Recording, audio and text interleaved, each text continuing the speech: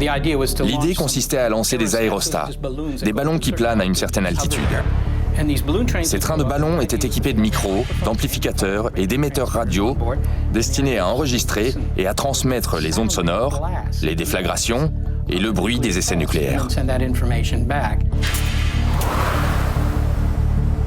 Le professeur Charles Moore, le mécanicien du projet, se souvient avoir vu les ballons dériver en direction du nord-est le matin du 4 juin, ce que corroborent les données météorologiques, avant de perdre leurs traces.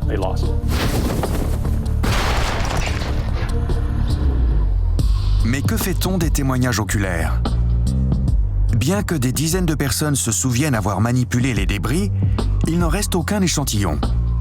Si la matière ne pouvait être brûlée, rompue ou déchirée, comment s'est-elle désagrégée? Si cette matière était si résistante, comment s'est-elle cassée en millions de morceaux sur une zone de plusieurs kilomètres?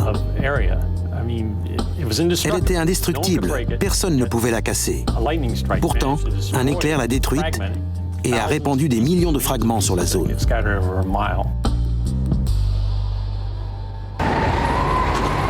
Et qu'est-il advenu des cadavres?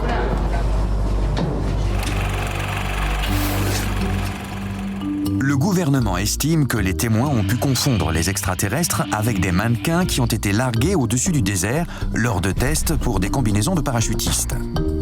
Ces expériences ont été menées des années après les faits.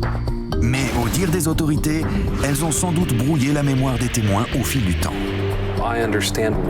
Je comprends pourquoi les gens ont cru que les corps qui ont été retrouvés étaient ceux d'extraterrestres.